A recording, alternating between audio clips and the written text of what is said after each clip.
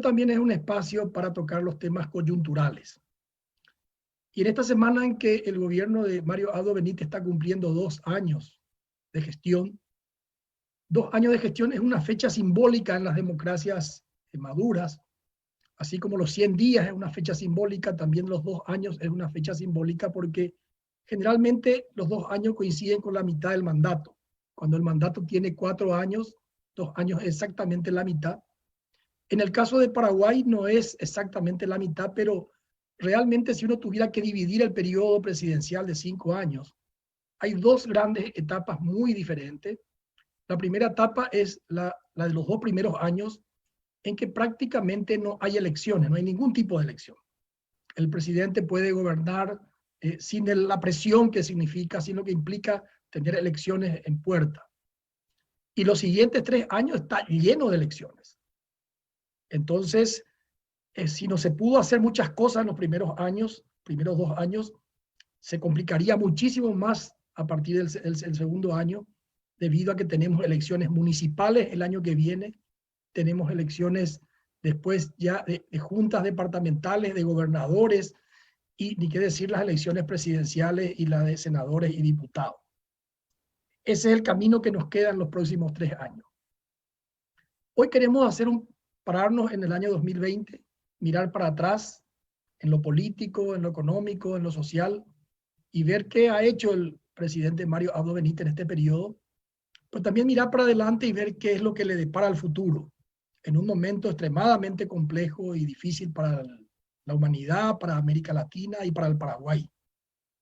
Entonces, para enfrentar este tema, este desafío de mirar para atrás y hacer una evaluación del pasado, y mirar para adelante y ver qué es lo que depara el futuro, tenemos aquí a 3 grandes amigos, 3 invitados. Le tenemos a Alfredo Boxia, que es columnista del diario Última Hora, columnista político, investigador, publicó numerosos libros sobre los temas históricos, principalmente en la época de la dictadura. Y Alfredo Boxia nos va a hacer un análisis de la situación política, el aspecto político tanto de la evaluación del pasado como la perspectiva futura. También está Manuel Ferreira Bruschetti. Manuel es de la casa, socio fundador de Dende, al igual que Alfredo. Y Manuel tiene un PhD en economía, tiene un masterado en economía, ha sido ministro de Hacienda, y con Manuel vamos a hacer la evaluación del pasado y mirar el futuro en el aspecto económico. Y en tercer lugar vamos a ver la parte social. La parte social es la parte posiblemente más complicada que tiene este gobierno de aquí en adelante, porque el coronavirus ha generado, además de un problema sanitario, un problema económico, un terrible problema social en todo el mundo, en toda América Latina y en el Paraguay, con un incremento importante de la pobreza, con un incremento de la desigualdad. Y para hacer esa evaluación del pasado y mirar el futuro en el tema social, tenemos aquí al doctor José Molinas. Él es doctor en economía, es experto, fue ministro de la Secretaría Técnica de Planificación y fue el responsable de la lucha contra la pobreza en el periodo del gobierno anterior. Entonces tenemos a 3 referentes para cada uno de estos temas, y creo que va a ser un lujo escucharla a los 3 y luego abrir un debate que supongo que va a ser muy, muy rico. Pero antes de comenzar, quiero recordar que Dende hace 2 años exactamente, antes de las elecciones presidenciales, organizó el debate presidencial. Entonces hicimos un pequeño extracto de algunas frases del candidato Mario Abdo Benítez, cosas que prometió en ese debate, cosas que dijo en ese debate, un pequeño extracto que nos va a servir como input, diríamos, para comenzar el análisis. Luego que veamos ese pequeño material, yo le pasaría la palabra a Raúl Ayala para que él sea el que dirija el debate. Bienvenidos a Plaza Pública y vamos a escuchar con mucha atención lo que viene de aquí en adelante. Lo cualitativo que necesita el Paraguay es liderar un proceso de fortalecimiento institucional. Que el paraguayo transite y progrese sobre sus instituciones y no sobre sus liderazgos coyunturales. Es necesario un debate sobre una reforma constitucional donde para mí el eje principal es el fortalecimiento de las instituciones, reforma del Poder Judicial, que en el Paraguay un abogado pueda saber que si presenta una defensa correcta puede ganar un caso y que no dependa de un senador o de un diputado para ganar un caso en la República del Paraguay. Despolitizar el Poder Judicial. Y creemos que el camino es ampliar nuestra base contributiva, atendiendo del enorme margen que tenemos todavía para mejorar nuestras recaudaciones a través de una administración tributaria más eficiente, ayudando a través de inversión en tecnología. Vamos a luchar fuertemente contra la evasión y profundizar un modelo de formalización de la economía. No creo yo, porque la pregunta es si vamos a hacer reformas tributarias, independientemente a revisar nuestra ecuación tributaria, nuestra primera apuesta va a ser a ampliar nuestra base contributiva, ampliar nuestras recaudaciones a través de una profundización de la formalización de nuestra economía, en aduanas, luchar fuertemente contra la evasión y la corrupción. Y yo estoy seguro y convencido de que el Paraguay, si se recauda lo que se tiene que recaudar, vamos a tener un margen importante 10 segundos para poder enfrentar los desafíos de crecimiento que necesita nuestra economía. Uno de los grandes desafíos que tenemos es construir una burocracia productiva, sustituir una burocracia parásita por una burocracia productiva. Primero vamos a incorporar nosotros en nuestro programa de gobierno para los próximos 5 años, dentro del paquete de endeudamiento, que impacte más sobre el índice de desarrollo humano. Eso significa fortalecer las 801 unidades de salud familiar que tenemos hoy y queremos en 5 años duplicarlas para que llegar por lo menos al 80% de cobertura nacional, porque es así. La salud preventiva es mucho más barata prevenir que curar. Mejoramos el sonido. Primero vamos a tener las palabras del doctor Boxia, posteriormente la del doctor Ferreira y por último la del doctor Molina, alrededor de 10 minutos cada uno, de tal manera que podamos ir después a nuestras preguntas y respuestas con los que están asistiendo básicamente en Zoom. Y vamos a utilizar la misma metodología de siempre, recoger 3 preguntas, le damos la oportunidad a los invitados que contesten y posteriormente seguimos con las rondas. Doctor Boxia, adelante, tiene usted la palabra. Si tenemos inconveniente, vamos a pasarle al doctor Ferreira y después venimos otra vez con el doctor Boxia. No salimos. Manuel, ¿estás ahí, Manuel? Comenzamos contigo y ajustamos posteriormente Sí, con el doctor. ¿me escuchan? Sí, adelante. Bueno, antes que nada, un gusto, muchas gracias por la invitación. Para mí siempre es un gusto colaborar con la Fundación. Creo que realmente el trabajo que se hace es un trabajo impecable e importantísimo. Así que, bueno, voy a tratar de dar algunas ideas sobre lo que fue el campo económico. Creo que este gobierno es un gobierno que ha sufrido las 7 plagas de Egipto. No sé si le podemos llamar las 5 plagas de Paraguay, tal vez, ¿verdad? Es un gobierno que tuvo, el primer año económico tuvo una sequía fuerte, que sabemos el impacto que eso tiene en Paraguay, con una tasa de crecimiento que ha alcanzado valores de 0% a partir de ese momento. Y en marzo de este año le aparece esta pandemia que realmente generó un impacto económico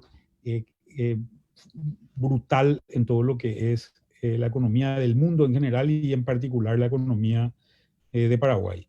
Pero en el medio de esta sequía tuvo una inundación, después volvió a tener una sequía, cosas que han impactado y en momentos clave, ¿verdad?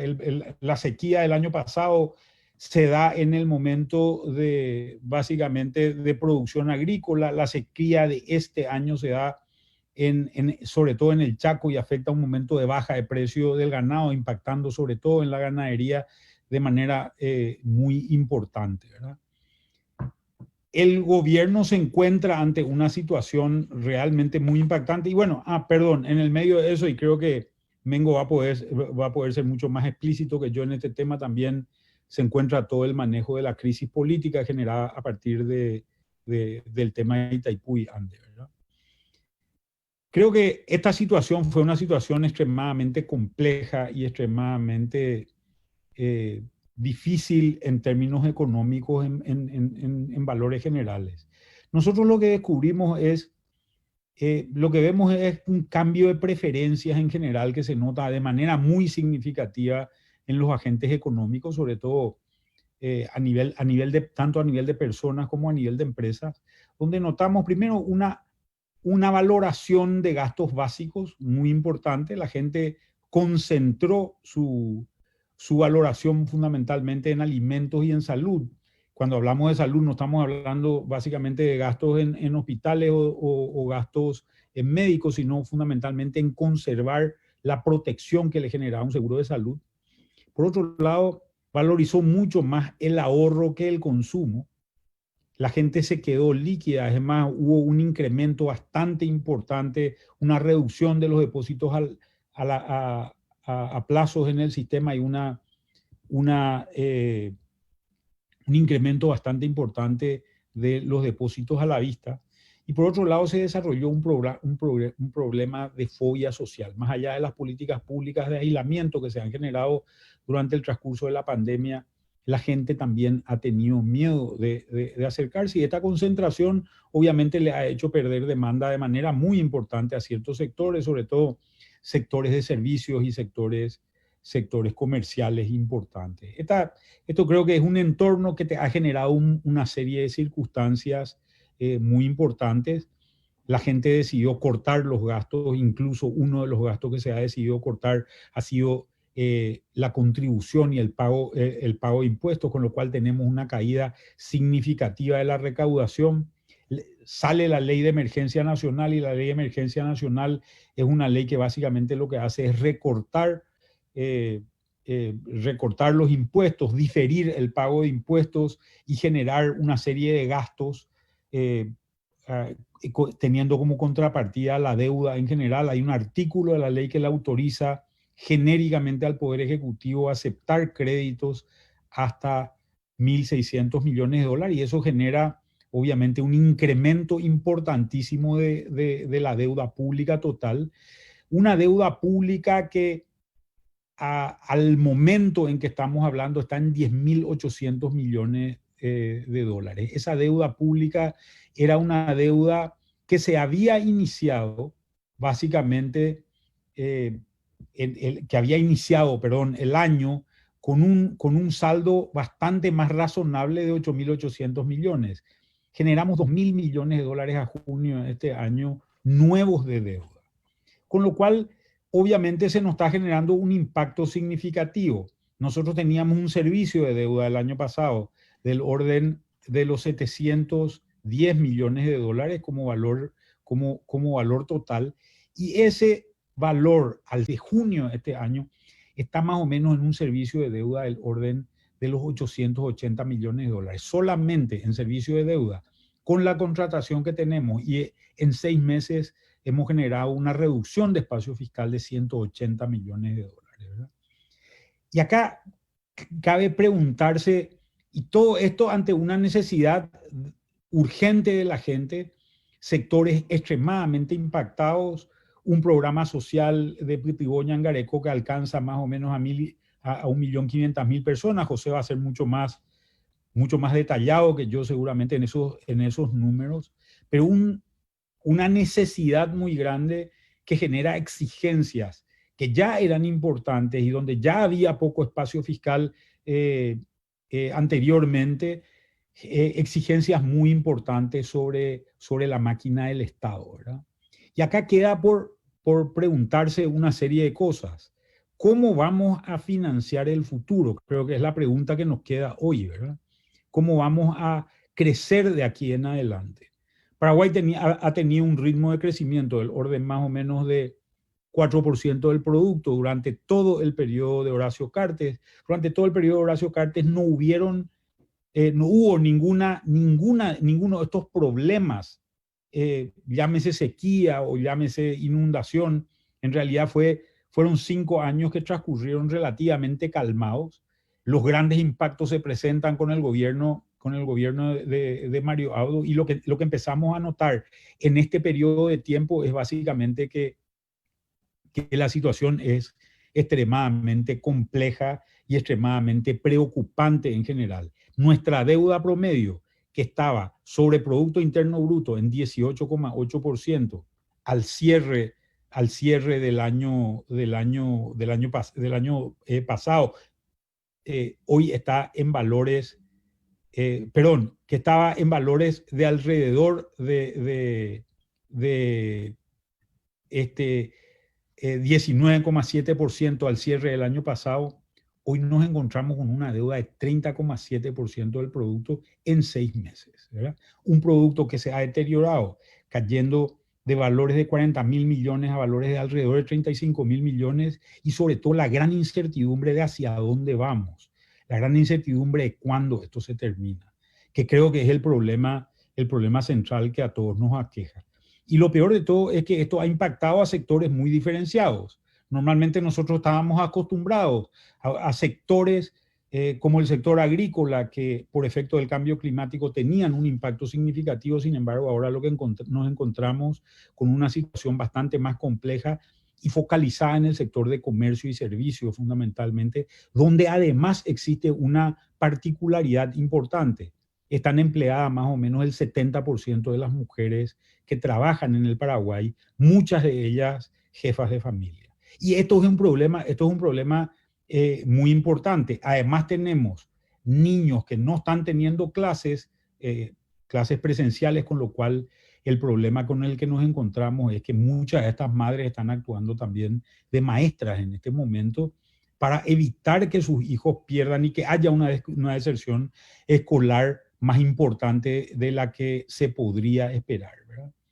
Creo que pensando en el futuro, ha desaparecido un modelo, el modelo con el que funcionaba el Estado, que era un modelo donde básicamente el gasto corriente se financiaba con ingresos corrientes, tanto tributarios como no tributarios, y el gasto de capital o el gasto de inversión se financiaba básicamente con deuda. Parece haber llegado a su fin mucho más rápido de lo que creíamos que iba a llegar. Hoy nos encontramos en una situación de déficit, un déficit estimado de 7%, y esto no vamos a poder retornar a una senda de bajo déficit solamente con un ajuste por el lado del gasto. ¿Cómo generamos un esquema distinto? Es la pregunta, en un momento donde seguramente incrementar el ingreso corriente a través de una modificación tributaria va a ser casi imposible, estando las empresas en una situación de tener que sobrevivir. Y la reforma tributaria aprobada en el año 2019 es una reforma tributaria cuya implementación llegaría seguramente recién el año que viene. Vamos a tener serios problemas. Una carga tributaria que hoy para la empresa formal está en el orden del 21% más o menos del producto cuando consideramos el valor agregado generado por la empresa, y está en los niveles de Chile más o menos para una empresa formal si sumamos la totalidad de los impuestos, pero tenemos un grupo muy grande de empresas informales. Este es un camino a recorrer, y es un camino donde obviamente de la mano de la tecnología tenemos que trabajar, pero va a estar lejos de ser suficiente. Si generamos una retracción en los gastos, donde básicamente trabajemos sobre esta situación donde todo el mundo dice todos roban, y podamos reducir esos gastos, el gasto principal que tenemos hoy es el gasto en servicios personales. Y ese gasto en servicios personales políticamente tendrá que ver cómo se implementa, porque además tenemos un Estado que es un Estado raquítico en ciertas áreas y seguramente con exceso de peso en otras áreas, que es un problema serio. Entonces, tenemos que empezar a pensar en otras cosas. El desarrollo, y estas cosas se abren algunas puertas, como son, por ejemplo, el desarrollo del gasto de capital o el gasto de inversión a partir de la inversión privada en obra pública, que es algo que Con la ley de APP aprobada en el año 2013 se intentó hacer, pero todavía tenemos muchísimo camino por recorrer en ese campo. Creo que las concesiones pueden funcionar en ciertas áreas de trabajo y ahí poder gestionar también algo. Creo que es muy importante pensar seriamente en generar eficiencias por el lado también de un ingreso de capital, que en realidad en la contabilidad pública se inscribe por debajo de la línea, pero que puede ayudar a financiar el gasto de capital sustituyendo a la deuda por lo menos provisionalmente hasta tanto recuperemos ciertas capacidades. Y me refiero a empresas públicas que no funcionan, me refiero a terrenos públicos que no sirven absolutamente para nada, que son muy valiosos posiblemente para el sector privado, pero son de muy baja rentabilidad para el Estado. Y pongo un ejemplo muy concreto, que es la cárcel del Buen Pastor, que está ubicada en el medio de la ciudad de Asunción, en un terreno extremadamente valioso y que podría ser trasladada a otro lugar. Podemos generar mucho más eficiencia en la administración de los recursos públicos y eso puede generar un ingreso adicional que nos podría ayudar sobre todo a sostener un gasto público de inversión que pueda ayudar a darle una dinámica de salida a este problema. Me quedo por ahí, por ahora, Raúl, y atento. Gracias, Manuel. Bueno, ahora sí que creo que el doctor Boxia está en condiciones, así es que te escuchamos, Alfredo. Bueno, ¿me escuchan ahora? Sí, perfecto, adelante. Bueno, qué suerte, tuve un problemita técnico, le pido disculpas. Buenas noches a todos y todas. El análisis político de estos 2 años del gobierno de Mario Abdo Benítez debe necesariamente comenzar, aunque sea brevemente, con recordar la atmósfera, el ambiente en el cual asumió hace 2 años, que era fundamentalmente, transmitía la sensación de falta de demasiada expectativa. Veníamos de 3 gobiernos en donde las expectativas al comenzar los respectivos mandatos eran muy altas. Ustedes recuerdan aquello de Nicanor, cuando asume después de un gobierno bastante caótico que le precedió. Había mucha esperanza y los primeros años de Nicanor fueron de hecho muy positivos.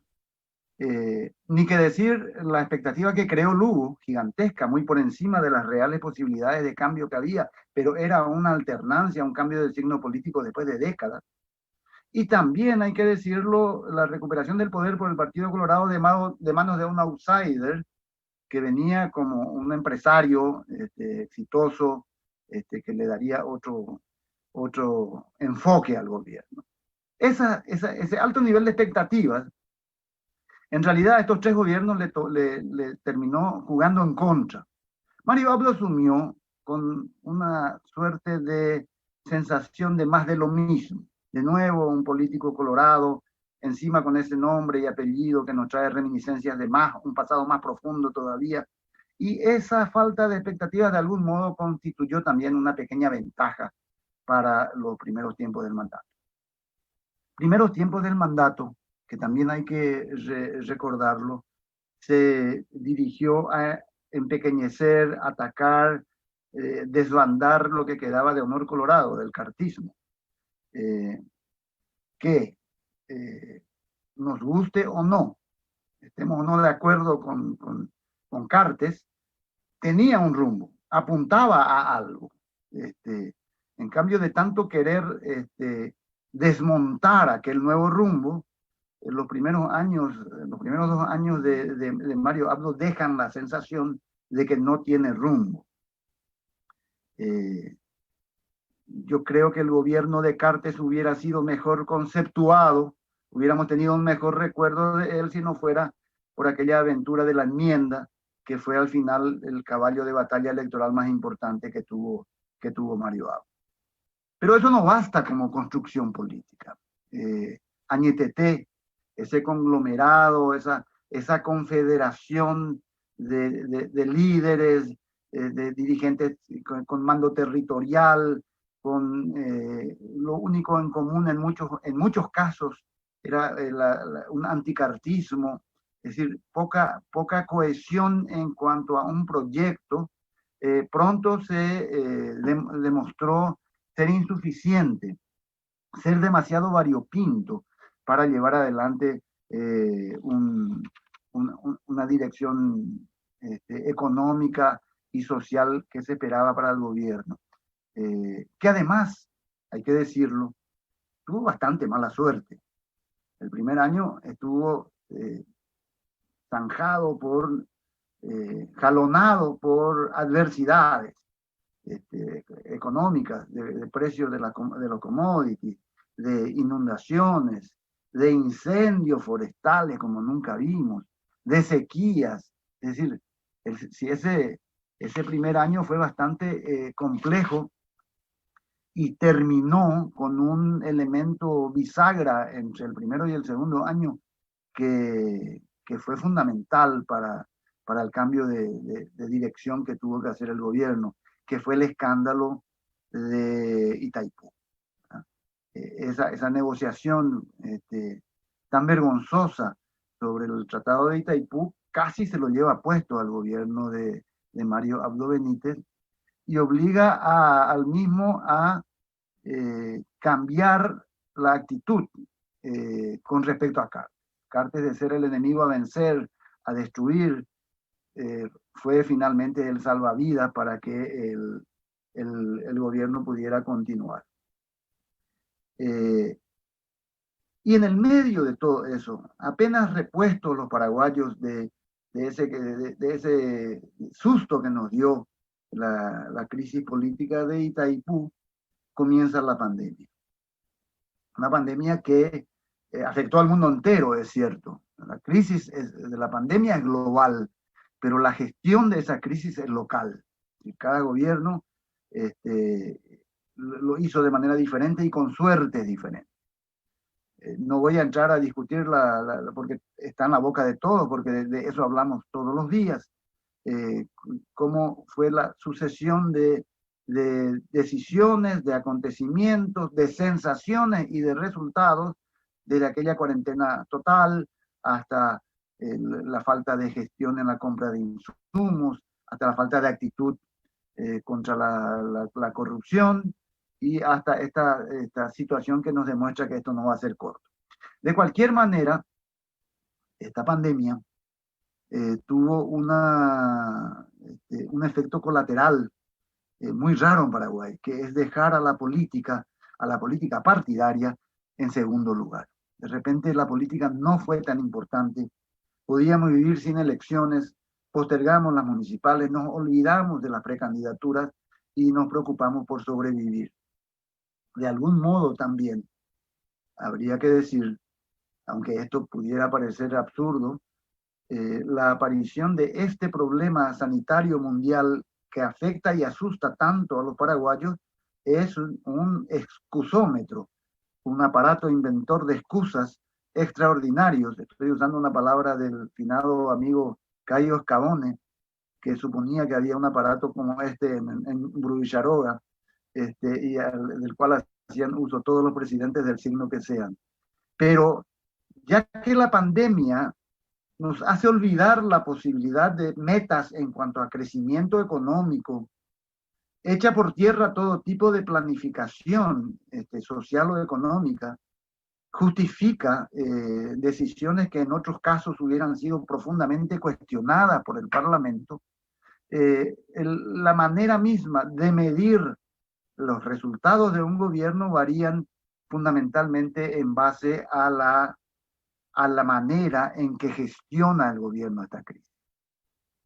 De este modo, lo que estamos asistiendo es la, digamos, melancólica, bucólica, diría, performance de una operación a la que la prensa llama cicatriz, que es el acercamiento un poco más carnal entre aquellos enemigos históricos, los abdistas y los cartistas, ambos necesitándose y sacando ventajas coyunturales, unos para llegar hasta el 2023, otros para asegurarse ciertas seguridades internas y externas, que hacen que insólitamente ya en las próximas municipales escuchemos hablar de un cierto movimiento Concordia Colorada, que ese sí va a ser un puré, un magma de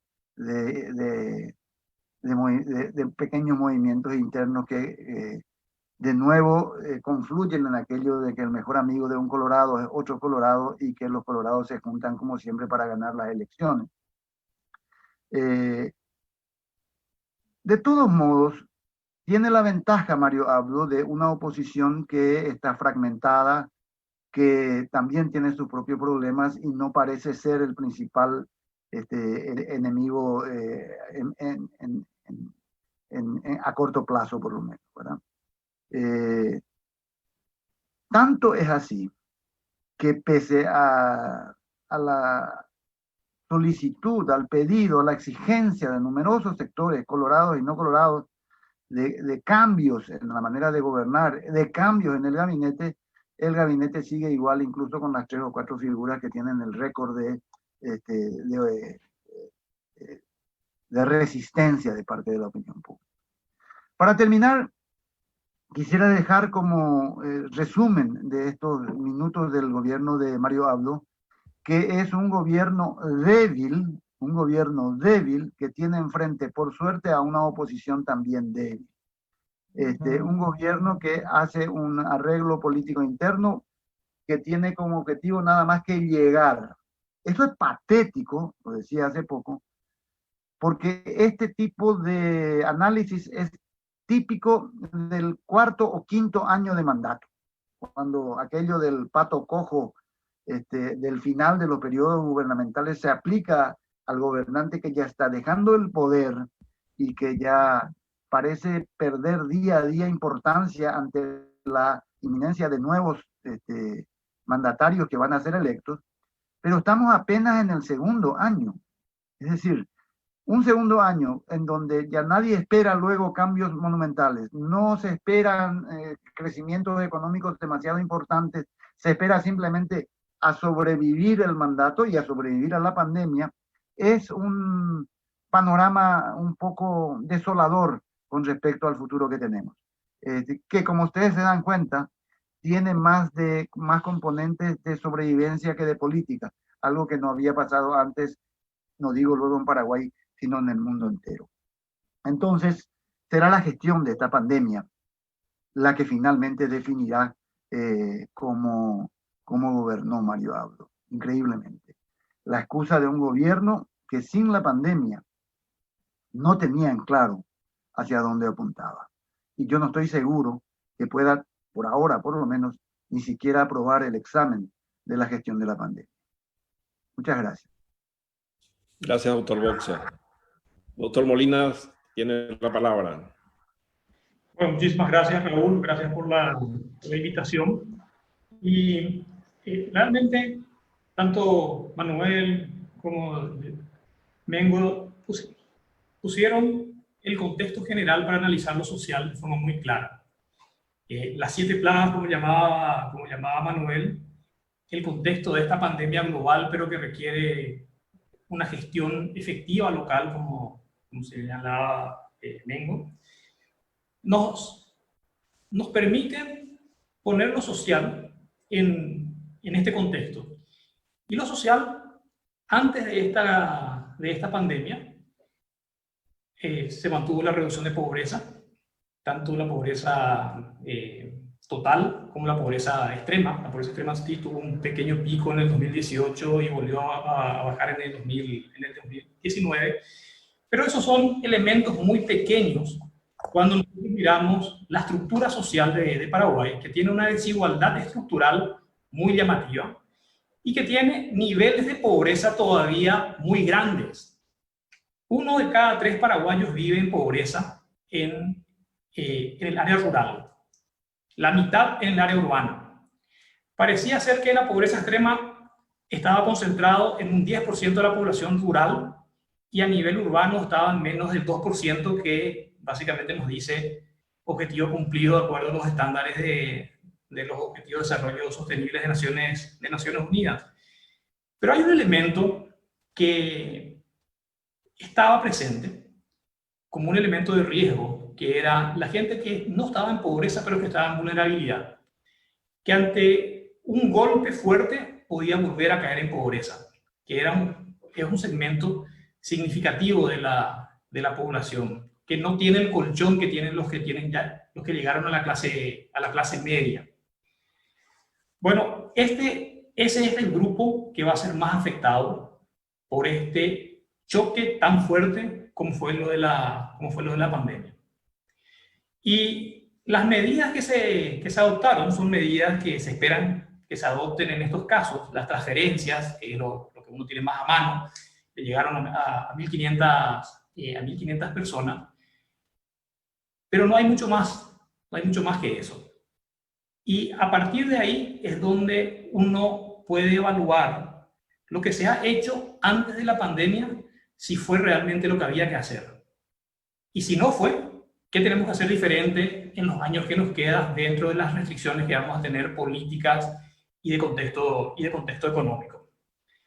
Y me gustó mucho la introducción que preparó la producción con el discurso, el debate presidencial del entonces candidato presidencial, donde señalaba el fortalecimiento institucional como una de sus prioridades. Ahí en esos pocos minutos enfatizaba el fortalecimiento institucional con énfasis en el área de justicia. Pero desde mi perspectiva del análisis de qué se dejó de hacer en lo social antes de la pandemia, cuando también habían otros golpes, pero menores en magnitud que lo que nos toca vivir hoy, no se fortalecieron esas instituciones como se debían hacer. Habían elementos institucionales que podían haber sido muy útiles el día de hoy, que se lo dejó de estar, no se miró, no se vio estratégicamente, y hoy el precio lo estamos pagando todos. Uno de esos elementos institucionales podemos decir que es la calidad de las políticas públicas. Y yo estoy convencido de que hay una sola forma de tener buenas políticas públicas, y esa forma es políticas públicas que se basen en evidencia. Si tenemos buenas políticas públicas que no se basan en evidencia, eso es por suerte. Y nosotros no podemos planificar en base a la suerte. Si tenemos una mala política pública inicial, pero tenemos un buen sistema de gestión de políticas públicas basadas en evidencia, vamos a detectar errores y los vamos a corregir, y va a converger con un poco de tiempo en una buena política pública. Y ahí me llama la atención que se hayan descontinuado el proceso de generación de evidencia. Años anteriores se venían generando información social dispersa por programas, y a veces con conflictos casi de intereses entre el ejecutor de un programa y aquellos que tenían que generar la información. Eso se corrigió, se centralizó en un sistema de información que puso énfasis en lo rural, que se le censó al 60% de la población y se tenía que haber continuado, y tenía que irse, una vez que se terminaba lo rural, a lo urbano, pero no. Se paró la pelota y nos dejaron sin una herramienta que hubiese sido muy útil en el momento de seleccionar los beneficiarios en forma rápida y efectiva de los programas de transferencia cuando vino la pandemia. Tampoco se puso tecnología para utilizar esos 2 millones de registros que sí tiene el SIGIS, pero no tener cómo se conecta con los hogares y cuáles son los niveles de pobreza o vulnerabilidad de los hogares es de uso limitado. Entonces, también eso no se puso todo lo que tenía que ponerse para generar la base de evidencias para tener buenas políticas públicas. Y lo que más me llama la atención es que se ha invertido en mejorar la encuesta de hogares, en hacerla una encuesta de hogares continua, que nos dé información como nos está dando trimestral de empleo, no solamente en el área metropolitana de Asunción como era antes, sino en todo el país, pero se hizo de tal manera que nos pueden dar también elementos de condiciones de vida con mayor frecuencia. La pobreza debería medirse no una vez al año, sino cada 6 meses. Y en estos contextos, al menos a nivel técnico, sabiendo cómo se tiene que leer los números, podría tener elementos trimestrales. Nunca escuché nada de esta discusión y básicamente se invirtió y no se está utilizando. Entonces, allí es donde, de esta situación que nadie controla, el golpe, lo que uno puede controlar es la efectividad de las políticas públicas. Y si no ponemos énfasis en las políticas públicas basadas en evidencia, vamos a estar librados a la suerte. Y la suerte no le está acompañando a este gobierno. Entonces, no es un mensaje muy esperanzador. Aquí, ante esta mala suerte, lo que se tiene que hacer es hacer una apuesta técnica a la efectividad de las políticas públicas y recuperar el terreno perdido en lo que se perdió con la flojedad en la recolección de las evidencias y en el uso de esas evidencias. Otro elemento que hace la institucionalidad es, en el 2012 se hizo un llamado y se convocaron a personas del sector productivo, del sector social, del sector académico cultural. Esas personas aprendieron a dialogar entre sí mismas y aprendieron a mirar más allá de la coyuntura y a juzgar la coyuntura en base a un proyecto país. Ese grupo, que se llama el grupo del Equipo Nacional de Estrategia País, ha sido extremadamente útil para tener una visión consensuada del país que queremos el año 2030, inclusive antes del Acuerdo Mundial, que coincide mucho con eso, con ese Acuerdo Mundial. Ha sido muy útil en ayudar a gerenciar estrategias muy difíciles, como la que se dio en marzo del 2017, sin que nadie sepa, pero fueron efectivos en hacer llegar una visión distinta. Ese es un grupo estratégico muy útil. Hay un decreto que dice el presidente que se tiene que reunir cada 3 meses con ellos porque es un equipo asesor del presidente. Ese decreto no se ha derogado, pero tampoco se ha reunido ni una sola vez con el presidente. Se reúne sí con el ministro secretario de la STP, pero no con el presidente, que es el destinatario principal. Eso es una institucionalidad que se venía construyendo desde el 2012 y se dejó de utilizar. Como también se dejaron de utilizar los consejos de desarrollo municipales, que son mini ENEP a nivel de los municipios, con participación de los notables, de la sociedad civil, del sector privado, que podrían ser muy útiles en la articulación local de las políticas. No se lo utilizó y, como sabemos todos, que el capital social que no se utiliza se deprecia y hoy están casi todos inactivos. Entonces, este tipo de institucionalidad hay que ponerlo énfasis porque es lo único tal vez que nos pueda hacer tener políticas más efectivas dentro de lo que decía Mengo, un gobierno débil que tiene características de estar ya en las últimas partes. No necesitamos, yo no quiero usar la palabra de gobierno fuerte porque me hace acordar de otra época, pero sí necesitamos un gobierno efectivo. Y para tener un gobierno efectivo tenemos que hacer uso de todos los ciudadanos que quieran colaborar. Cuando hay instancias participativas hay que usarla. Eso es capital social que se acrecienta con su uso. Tenemos que tener mejores políticas públicas basadas en evidencia. Eso hay que usar también. Y si tenemos estas dos condiciones, tal vez empecemos a creer en buenas ideas. Algunas de ellas, Manuel, que es muy creativo, estuvo diciendo. Cuando se habla de formalización, que era otro elemento del discurso presidencial, hay que mirar, hoy los trabajadores independientes, menos del 20% tienen RUC. ¿Por qué no se ligan las transferencias a los RUCs? Eso no significa que se le va a cobrar impuesto. Las transferencias pueden ser consideradas como un impuesto negativo y debería ser considerado así. Entonces, negativo cuando necesita, se lo formaliza, se lo acompaña y después cuando empieza a ganar, contribuye con su parte como un impuesto positivo. Eso implica acompañarle a las personas vulnerables, que es otro programa que se ha descontinuado. Se hizo una ingeniería para traer buenas prácticas, se hizo un piloto con acompañamiento internacional, con una evaluación rigurosa internacional, se dejó preparado para llevar ese acompañamiento a 40.000 familias. La CAF estaba interesada en financiarlo y no se continuó. Entonces, hay elementos que tienen que ver con la institucionalidad. Institucionalidad es no dejar parada una buena idea, porque no me gusta de dónde vino, sino que es tener la visión estratégica de ver qué es lo que le conviene al país, a los que pagan el impuesto que hace que el gobierno funcione, qué es lo que le conviene a ellos y servirles a ellos con buenas ideas que funcionan. Y esta idea, por ejemplo, ha sido evaluada por la Universidad de California y está sólidamente recomendada de que había que hacer es llevarlo a escala. No se lo hizo, se lo puede hacer. Y básicamente estos son los elementos con los que me gustaría concentrar.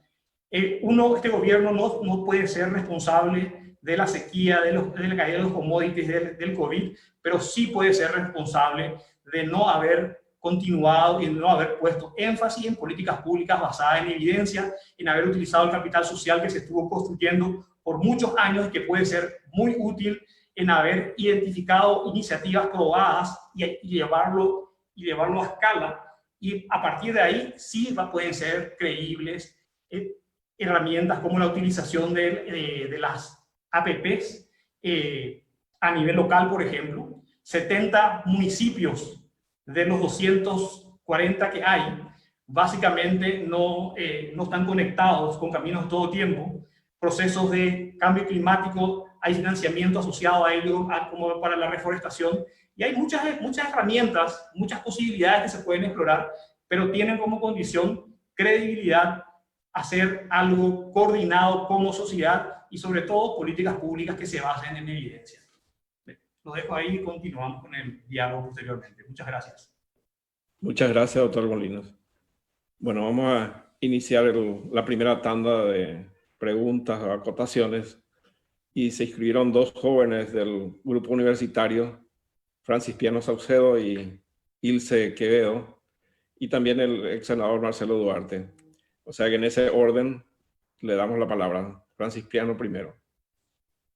Muy buenas noches a todos los presentes, a los que están participando a través de Zoom y a través de las redes sociales. Muy agradecido por esta oportunidad de poder estar presente en esta plaza pública. Esta consulta va para el doctor Alfredo Boxia.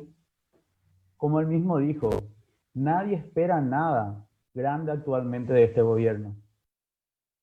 ¿Qué podemos esperar de un gobierno que está muy debilitado, con inicio de protestas sociales, con las crisis que va a un aumento?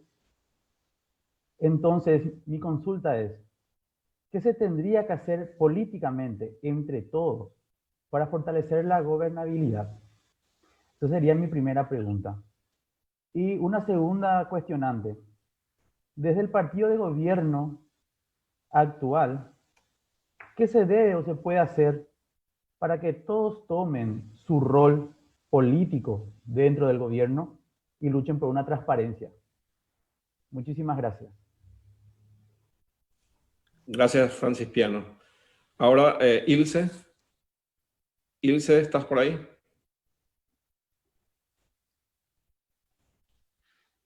Bueno, pasamos al doctor Marcelo Duarte. Marcelo. Si habilitas tu micrófono, Marcelo. Ok. Está habilitado. Adelante, te escuchamos. Buenas noches para todos. En honor al tiempo, entonces, creo que hay una coincidencia general en los panelistas en que el gobierno está profundamente debilitado y adolece de una falta de credibilidad en muchos de los aspectos, algunos probablemente debido a una cuestión fortuita como el clima, pero otros directamente relacionados con su gestión. Consecuentemente, ¿qué es lo que podría hacer el gobierno de Mario Abdo Benítez para llegar por lo menos a algún puerto razonable en vista de las circunstancias por las que atraviesa nuestra nación dentro de una crisis global? Gracias, doctor Duarte. Intentamos de vuelta con Ilse. No la tenemos a Ilse. Entonces, doctor Boxia, después el doctor Ferreira y Molinas, Si quieren atender estas preguntas, adelante. Bueno, nuevas preguntas hacen. ¿Qué tiene que hacer el gobierno? Ya quisiera yo saber, y ya quisiera Marito también saber qué tiene que hacer. Pero es evidente que, a ver, vamos por lo obvio. Esto necesita un cambio. Necesita cambios porque esta inercia gubernamental no lleva a ningún lado. Es como un auto que va bajando una carretera en descenso sin gasolina. Pero si hay obstáculos en esa carretera, no tiene muchas opciones y hay que encontrarle alguna salida política, cambios políticos. Y es lo que la ciudadanía no ha visto. No solo, y no me estoy refiriendo a la cuestión casi anecdótica del empecinamiento de no cambiar ministros, porque la profundidad de los cambios que se requiere para que uno pueda estar tranquilo y decir, Marito cambió de una manera definitiva y es seguro que va a ser un buen gobierno, son mucho más profundos que cambiar sencillamente a Peta, que no debería estar en el Ministerio de Educación, o a Durán, que no debería estar en Vivienda, o a Retamoso, que no debería estar en Puertos, y así por delante. Creo que esos cambios tengo muy pocas expectativas que se den porque tienen que ver con una actitud mental, un antecedentes personales y un compromiso y una voluntad que yo no veo en Mario Abdo, por aquello de que ya lo conocemos. Volvemos a lo mismo del comienzo, pocas expectativas. Es decir, este es el país de la impunidad, este es el país de la falta de institucionalidad, este es el país de la falta de transparencia. Solo en esos tres aspectos, si pudiéramos avanzar, le daríamos un soplo de optimismo tan importante a esta ciudadanía que seríamos capaces de mirar el futuro más allá de la pandemia con más ganas de luchar. Del lado de la política, yo no veo que eso cambie. Todos los cambios, que no fueron pocos, que mejoraron nuestra institucionalidad, que mejoraron nuestro acceso a la información, que mejoraron la transparencia en este país, que de alguna manera por primera vez llevaron a algunos políticos presos, que dieron atisbo de lucha contra la impunidad. Los hizo la ciudadanía, la prensa y la gente en la calle. Los hizo la gente enfrentándose de una manera terca, tosuda y hasta peligrosa a veces, y hasta ilegal a veces, porque los escraches siempre caminan en esa cornisa entre lo legal y lo ilegal, pero son lo único que movilizan corazones en este país. Y no nos queda otra que creer en la gente, apostar a los políticos honestos, a los políticos que realmente, Marcelo Duarte es uno de ellos. Aprovecho para, no porque usted esté acá, señor Marcelo Duarte, pero lo cito como una referencia.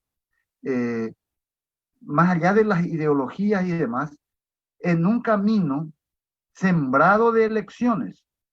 Recuerden lo que dijo Alberto al comenzar la presentación. Tenemos un montón de elecciones ya desde el próximo año.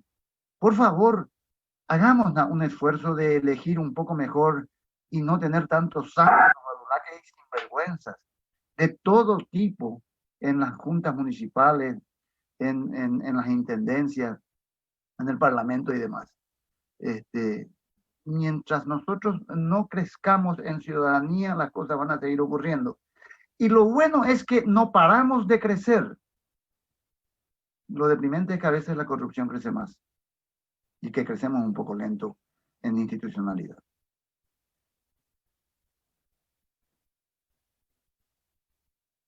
Doctor Ferreira, ¿tiene algo que comentar en esto? Su micrófono, Manuel. Sí. Bueno, yo creo que en el campo económico creo que hay muchísimas cosas por hacer. Yo creo que tenemos que repensar todo el sistema de administración pública que tenemos hoy, ¿verdad? No podemos seguir con estos niveles de evasión que tenemos, no podemos seguir con estos niveles de corrupción y de gasto, sobre todo de gasto ineficiente que genera el Estado paraguayo. Creo que esta es una situación donde, si bien se ha avanzado mucho en un tiempo determinado, creo que la situación es extremadamente compleja, ¿verdad? Y creo que tenemos ciertas condiciones, que son condiciones que nos ayudan a salvarnos en cierta medida. Uno de los problemas serios que hemos tenido durante esta pandemia es que nos hemos dado cuenta de la inexistencia de programas de protección social, por ejemplo. Sin embargo, el hecho de que sigamos teniendo alrededor de un 35% de la población en el campo nos ayudó de alguna manera a funcionar como un sistema de seguridad social. Mucha gente, el mozo que perdió trabajo acá porque se cerró el restaurante donde trabajaba, decidió irse al campo, y al irse al campo tiene por lo menos seguro, alimento y techo, ¿verdad? Y esto fortaleció de alguna manera una situación que de lo contrario iba a ser extremadamente complicada en lo social, ¿verdad? Mucho más complicada de lo que hoy ya es. Creo que el deterioro hacia adelante es un deterioro complejo. Me parece que van a haber muchos problemas a nivel de deudas, van a haber muchos problemas no solamente para empresas, sino también para personas, con lo cual va a haber que rescatar a un montón de gente de una situación de básicamente serios problemas a nivel de volverse de cadáveres financieros futuros, ¿verdad? ¿Cómo vamos a consolidar el crecimiento bajo estos esquemas? ¿Y cómo vamos a plantearnos el crecimiento a partir de este nuevo normal donde hay muchas cosas que se van a transformar, ¿verdad? Hay muchos temas que se van a transformar no solamente a nivel local, sino a nivel mundial. Creo que es un momento para repensar mucho el país. Y yo, uno de los problemas que más veo en este gobierno es que este gobierno escucha mucho, pero parecería ser que no hace al final las cosas que debería hacer en ciertos campos, ¿verdad? Me parece que hay muchísimo trabajo por delante donde creo que lo que planteaba José de la necesidad de institucionalizar espacios de capital social se vuelve central, ¿verdad?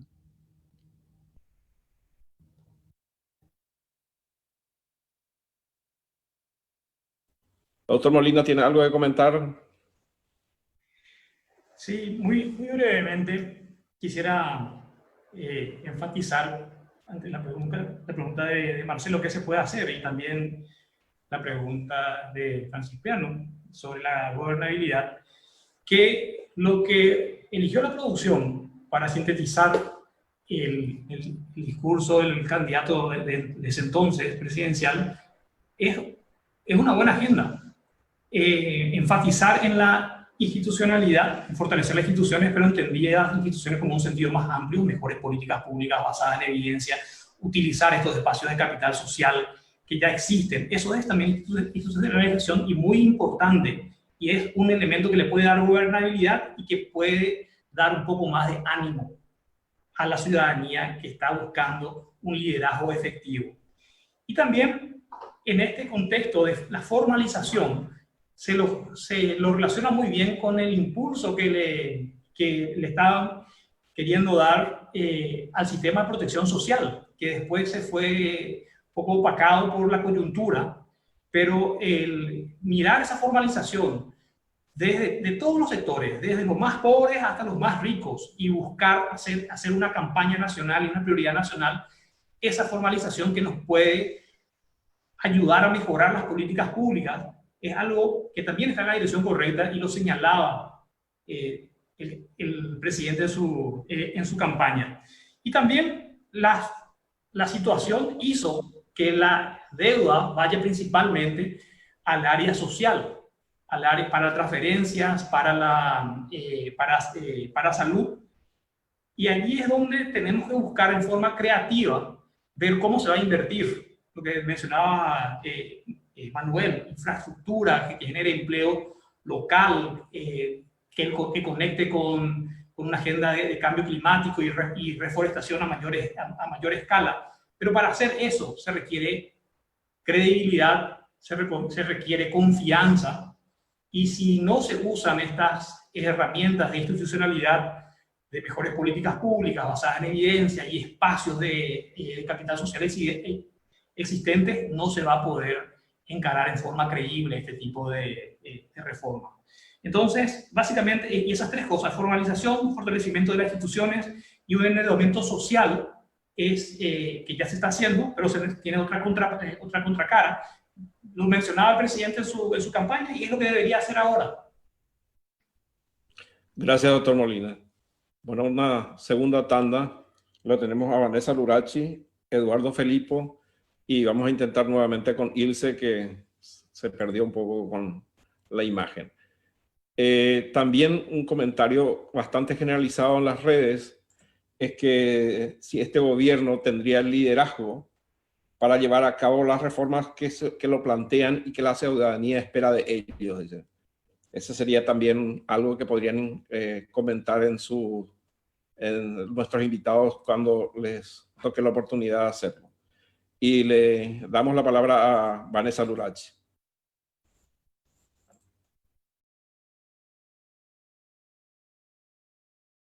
Conseguir la institucionalidad, porque vamos a hacer institucionalidad, pero si no hay referee, no hay forma que el partido pueda llegar a finalidad.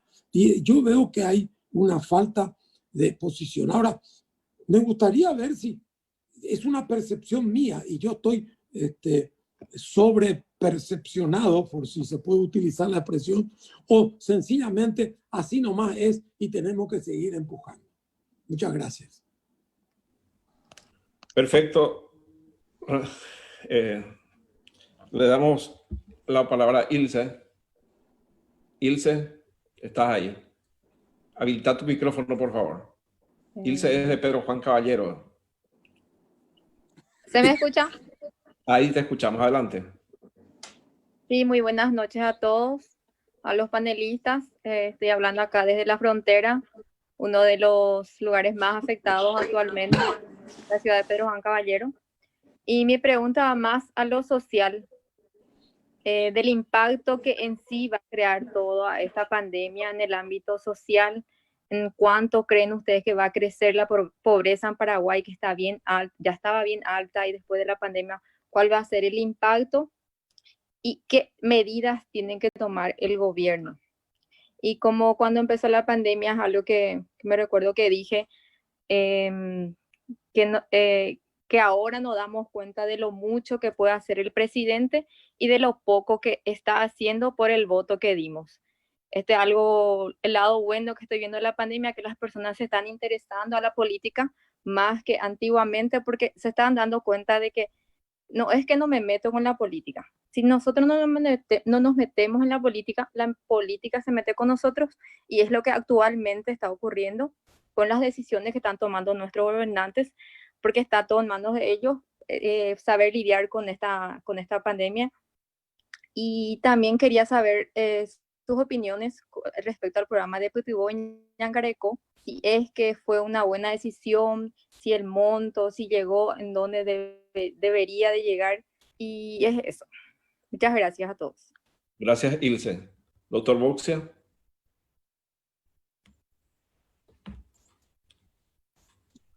Sí. A ver, hablan del liderazgo, una pregunta sobre el liderazgo de Marito. Marito puede ser más o menos carismático que Cartes, que Nicanor, puede tener mayor o menor capacidad de comunicarse, pero puede transmitir mayor o menor confianza, pero no pasa por allí, pasa porque la ANR, que gobierna este país hace 75 años, se tiene que hacer cargo del gobierno. Yo no creo que pase tanto por la empatía o capacidad de comunicación o liderazgo de un presidente determinado. Algún día nosotros tenemos que ponerle en el débito histórico de la ANR la necesidad de gobernar bien este país, no solo ganar elecciones. Con respecto a lo que dijo Eduardo Felipo, es una cuestión muy interesante esta. Estamos con una hiperpercepción de corrupción porque tenemos más información, o es que estamos más corruptos que antes. Bueno, las dos cosas son ciertas, en parte.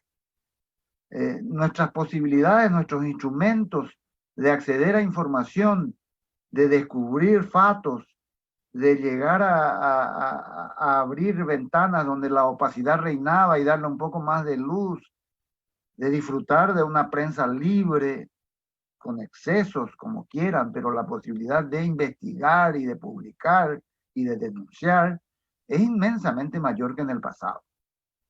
Con lo cual, el flujo de información es mayor. Lo cual no precisamente significa que hoy somos más corruptos que en el pasado.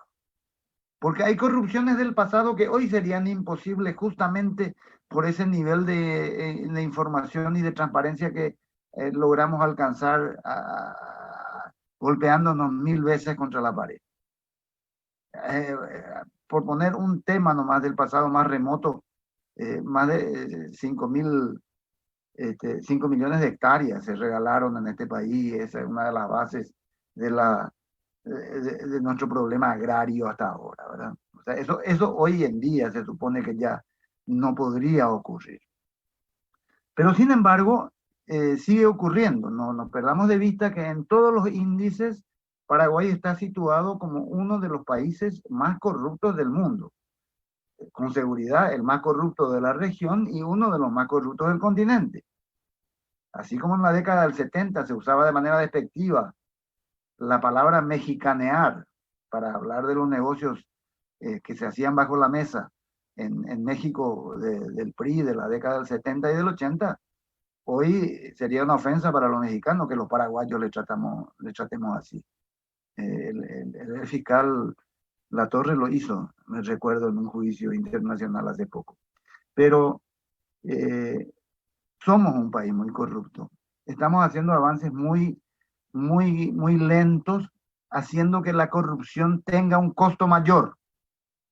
¿Cuánto nos ha costado llevar a senadores como los que ustedes conocen a la cárcel, aunque sea por un tiempo? ¿Cuánto nos ha costado llevar a personas influyentes vinculadas al narcotráfico a la cárcel, aunque sea por un tiempo? Décadas. Nos vemos ahora y nos parece un poco más normal, pero todavía estamos muy lejos. ¿Por qué? Porque los paraguayos no somos genéticamente más corruptos que el resto de los latinoamericanos. Simplemente tenemos instituciones mucho más inútiles que el resto de los países de la región. Mucho más laxas, mucho más flexibles, mucho más agujereables, perforables por las coimas y los negociados. Y en eso tiene mucho que ver la justicia. Cuando me hablan de cambiar la Constitución, a mí me dan sensaciones extrañas, Eduardo. La Constitución de 1992 fue una Constitución que marcó los rumbos y sirvió como columna vertebral de lo que fue la transición democrática y que nos sirve hasta ahora. No es una mala Constitución. Como todas las constituciones, hay figuras, Consejo de la Magistratura, Tribunal de Enjuiciamiento de Magistrados, la manera en que se construyó la Defensoría del Pueblo, Fiscalía General, que no funcionaron y se convirtieron en órganos de extorsión y de corrupción.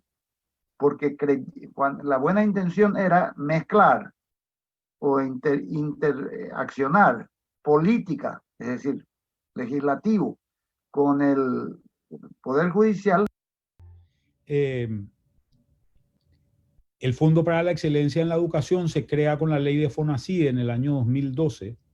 Es el fondo que, para los que no conocen, financia las becas Carlos Antonio López, que han mandado más paraguayos posiblemente que nunca al exterior a estudiar, capital humano que necesitamos que se forme. Sin embargo, esa ley se puede transformar con una ley de un año que es la ley de presupuesto. De hecho, se ha transformado esa ley con la ley de presupuesto en varias oportunidades, por ejemplo, en el caso de los fondos que iban destinados a la AFD, un banco que financia a bancos y que financia inversión para el desarrollo, ¿verdad?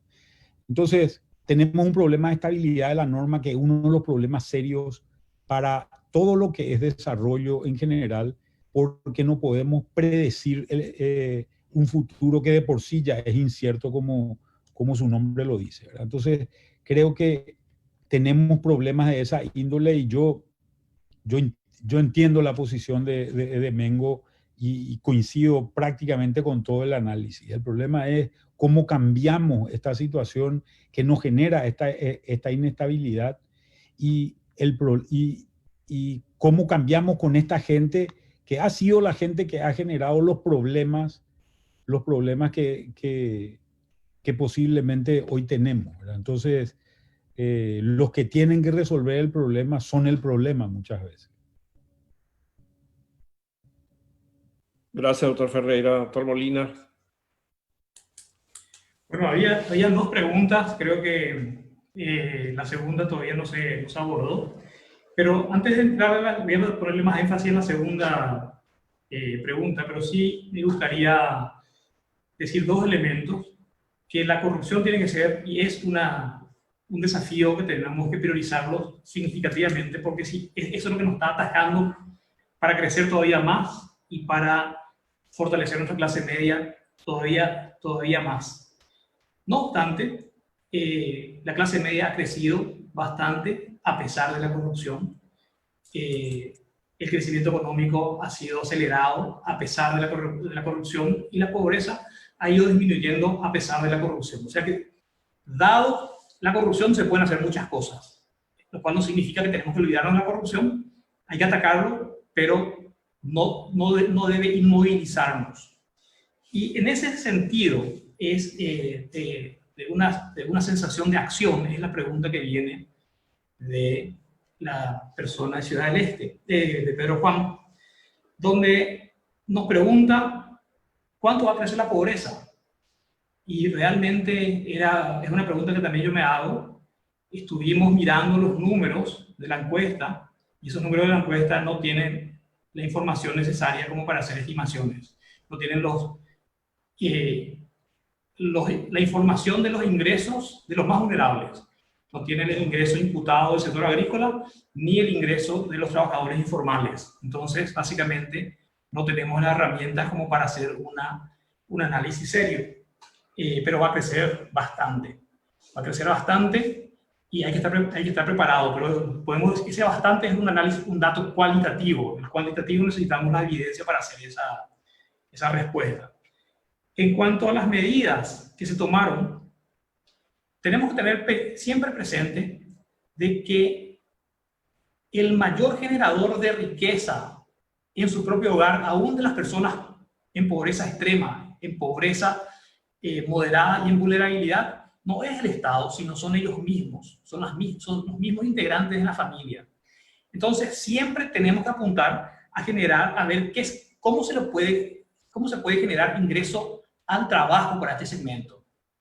Entonces, y en las áreas de frontera eso es más desafiante porque es el comercio, que es algo dinamizador de la frontera, que van explotando diferencias de precios relativos, está cerrado.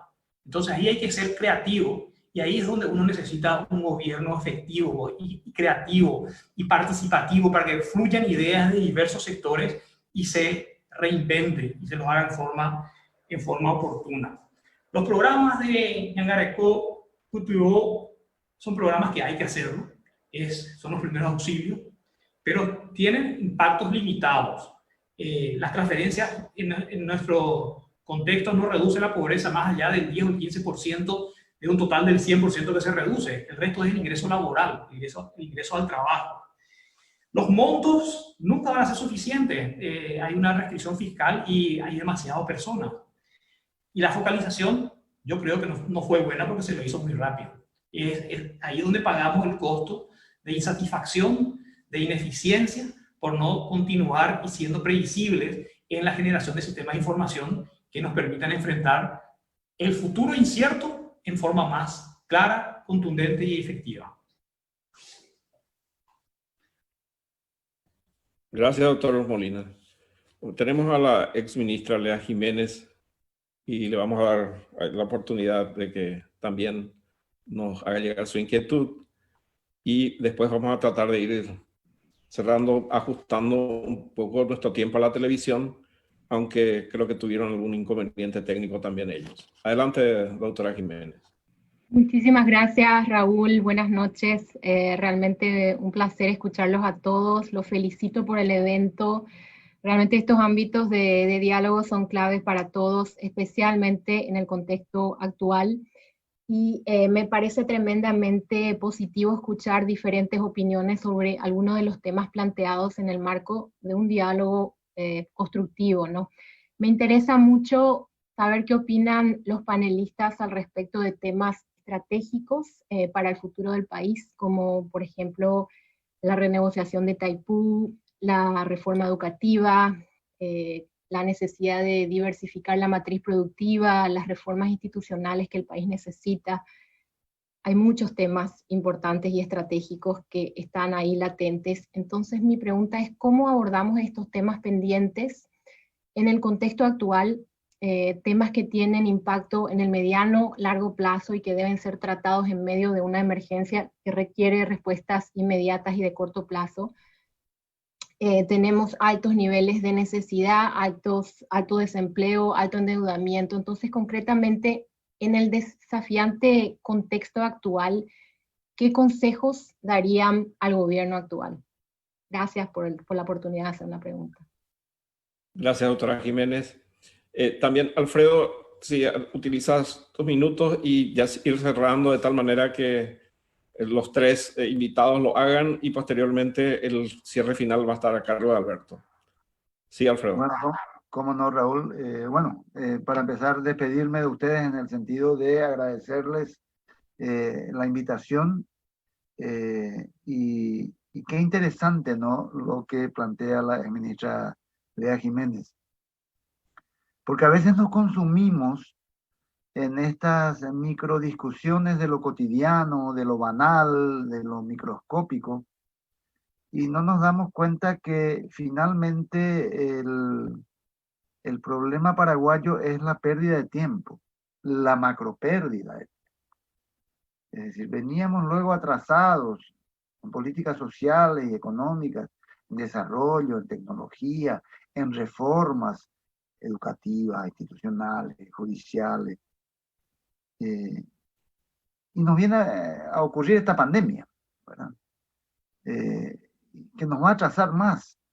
Yo pienso a nivel macro con el mismo dolor con que pienso en estos niñitos que estaban en preescolar y que tenían que pasar al primer grado y que sencillamente se quedaron en sus casas y que postergaron como si fuera una cosa poco importante un año de su vida, con todo lo que eso va a significar a mediano plazo. Es decir, Paraguay está haciendo eso con su reforma educativa, Paraguay está haciendo eso con su endeudamiento. Tiramos al tacho toda nuestra planificación de generar empleo, generar obras que generen empleo y no endeudarnos demasiado. Lo tenemos que repensar todo. Y yo no sé, y la ministra Lea debe saberlo mejor que yo, si tenemos el suficiente resto de recursos humanos, de capital humano, de recursos intelectuales, para tener la suficiente inteligencia y patriotismo para salir adelante en estas circunstancias tan difíciles. Soy un poco pesimista. Es cierto, los paraguayos sacamos de momentos de enormes dificultades, fuerzas de flaqueza y salimos adelante en situaciones bélicas, en situaciones de enormes crisis. Pero esta es una de ellas, solo que tenemos que enfrentarlas con inteligencia, con lo mejor que tengamos del capital intelectual y cultural y moral de este país y con grandes estadistas a cargo. Y estoy hablando de Itaipú, y estoy hablando del endeudamiento, y estoy hablando de lo que nos va a dejar como crisis social esta pandemia. Y yo sinceramente no veo.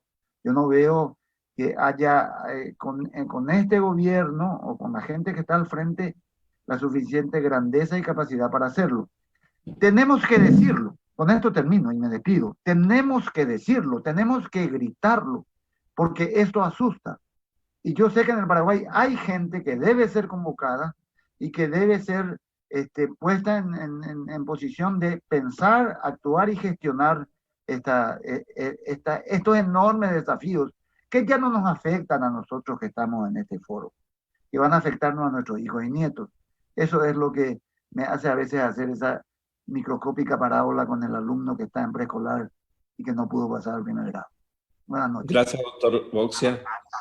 Manuel, solo un minuto para despedirte y nos consume el tiempo. Lastimosamente tenemos que, creo que hacer los próximos con algún tiempo adicional. Manuel, adelante. Bueno, realmente creo que las preguntas de Lea son preguntas muy pertinentes a qué es lo que vamos a hacer y creo que son debates importantes que tenemos que encararlo, ¿verdad? El debate de Itaipú particularmente es un debate que cada vez se está achicando más en términos de lo que tenemos que debatir o utilizamos ese dinero como un ingreso público, si es que lo podemos generar, o lo que queremos es una reducción del precio de la electricidad que afecte fundamentalmente a la Andes, ¿verdad? Creo que hay debates importantísimos que tenemos que llevarlos adelante y que son debates que no están ni planteados. ¿Qué hacemos con empresas públicas extremadamente ineficientes que creo que han demostrado su ineficiencia en esta pandemia, que han demostrado su ineficiencia históricamente? Paraguay sigue siendo el único país que posiblemente tenga una fábrica de caña, por ejemplo, hasta este momento. Sí. Tenemos la espada del tiempo. Realmente tenemos que salir, nos sacan del aire. Nada más que agradecer por la invitación y un saludo a todo el mundo. José, tus palabras finales cortitas. Sí, quisiera agradecer y agradecerle a Lea por traer un elemento muy importante, que es la visión de largo plazo en el debate, que a mí me parece que es el 50% de la solución, y el otro 50% es si tenemos una visión de largo plazo, activemos todas esas instancias participativas para trabajar todos juntos hacia esa visión. Y ese elemento de las instancias, de la activación de las instancias participativas que ya existen y que estaban desactivadas, es lo que esperaría que se pueda hacer en estos próximos meses. Muchas gracias. Gracias. Alberto, cierre, seguramente para algún compromiso de que las próximas ediciones de Plaza Pública seguiremos tocando estos temas. Bueno, gracias Mengo, gracias Manuel, gracias José. Realmente ya se nos fue el tiempo. Como dije al comienzo, este es un espacio para temas de largo plazo, temas estructurales, como lo que planteó Lea, pero también para temas de corto plazo, como la urgencia que tenemos en este momento. Yo creo que hay que ir manejando los dos tiempos, vamos a tener que ir manejando los dos tiempos. Ambas cosas son importantes, pero evidentemente yo me llevo un poco la frase tuya, José, del capital social. Es un capital que si no se usa se evapora y si se usa crece. Y Paraguay ha ido construyendo espacios de capital social que se ha ido evaporando en estos últimos años, y creo que ese es un desafío para seguir tocando en las próximas reuniones de Plaza Pública. Se nos va el tiempo, lamentablemente. Gracias de vuelta a los tres panelistas, gracias a todos por la participación y nos vemos la semana que viene.